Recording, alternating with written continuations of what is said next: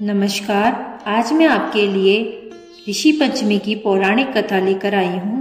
कथा शुरू करने से पहले आपसे निवेदन है कि यदि आपने मेरे चैनल को सब्सक्राइब नहीं किया है तो कृपया मेरे चैनल को सब्सक्राइब कीजिए, साथ ही बेल आइकन को भी हिट कीजिए जिससे मेरे नए वीडियो के नोटिफिकेशंस आपको तुरंत प्राप्त हो सके। तो चलिए शुरू करते हैं। ऋषि पंचमी का व्रत भाद्र मास की शुक्ल पक्ष की पंचमी को धारण किया जाता है। पंचमी के दिन पवित्र नदी, जलाशय या कुएं में स्नान करें। वो भी आपके पास न हो तो लोटे में पानी भरकर स्नान करना चाहिए। स्नान करने के पश्चात सप्त ऋषियों का पूजन करना चाहिए। फिर भूमि को गाय के गोबर से लीपकर पवित्र किया जाता है। एक पाटे पर सफेद वस्त्र बिछाकर मूर्धन या आंधी झाड़ा की 8 डंडियों से 7 ऋषि और एक अरुंधति माता बनाए जाते हैं। 7 ऋषियों को सफेद या पीला वस्त्र तथा अरुंधति माता को लाल वस्त्र पहनाया जाता है। इसके बाद उनका पूजन करके कथा सुनी जाती है। इस व्रत में अन्न नहीं लिया जाता है बल्कि मूर्धन का प्रयोग किया जाता है। चलिए कथा शुरू करते हैं। विदर्भ देश में सुमित्र नाम का एक ब्राह्मण रहता था। उसकी पत्नी का नाम जयश्री था।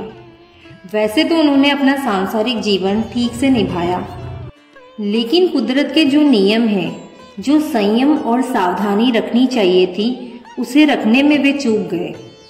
एक दिन ब्राह्मण की पत्नी कृषि कार्य में रत रजस्वला धर्म को प्राप्त हो गई। ब्राह्मण की पत्नी जयश्री ने अपने मासिक धर्म के नियमों को नहीं पाला। वह समयानुसार भोजन तथा प्रति वस्तु छूती रही। इसी कारण से नीच योनि की यात्रा करनी पड़ी। सुमित्र ब्राह्मण और उनकी पत्नी जयश्री दूसरे जन्म में बेल और कुतिया के रूप में उसी घर में वापस आए, पर इन दोनों को अपने तप के प्रभाव से पूर्व जन्म की बातों का स्मरण रहा। सुमित्र ब्राह्मण का पुत्र था सुमति और उसकी पत्नी थी चंद्रावली। एक दिन पितृपक्ष में ब्राह्मण कुमार ने अपने पिता की श्राद्ध तिथि में ब्राह्मण भोज रखा और अपनी पत्नी को स्वादिष्ट पकवान बनाने को कहा।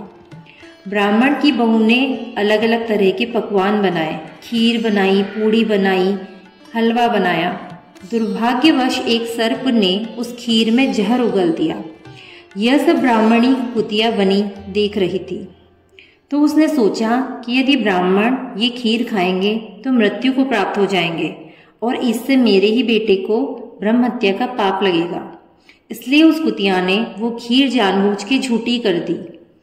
बहू ने कुतिया को खीर झूठी करते देख लिया और बहू ने डंडा उठाकर कुतिया को खूब मारा और फिर उस झूठी खीर को फेंक दिया और दूसरी खीर बनाई। फिर श्राद्ध कर सभी ब्राह्मण को भोजन कराया, उन्हें विदा किया। रात को कुतिया ने अपने पूर्व जन्म के पति बैल से दिन की पूरी घटना बताई तो बैल बोला, प्रिय, तुम्हारी ही पाप के संसर्ग में आज मुझे बैल होना पड़ा और आज मेरे बेटे ने दिन भर मेरा मुंह बांधकर मुझे जोता है और अभी तक एक मुट्ठी घास भी नहीं डाली। यह सारी बातें छुपा हुआ ब्राह्मण कुमार भी सुन रहा था, जिससे उसको बहुत दुख हुआ और माता पिता दोनों को भोजन देकर वह दुखी होकर वन में चला गया। वन में सिद्ध ऋषियों का एक आश्रम था। वहां पहुंचकर उसने ऋषियों को दंडवत प्रणाम किया और वहां पूछा, महाराज, मेरे माता पिता कुतिया व बेल योनि में हैं, वह किस प्रकार इस योनि से छुटकारा पा सकेंगे? तब ऋषियों ने बताया, तुम्हारे माता पिता ने रजोधर्म दोष से कुतिया और बैल का जन्म पाया है। तुम घर जाकर विधि विधान से ऋषि पंचमी का व्रत करो और उसका फल अपने माता पिता को समर्पित करो, जिससे वह इस योनि से मुक्त होकर स्वर्ग को प्राप्त करेंगे।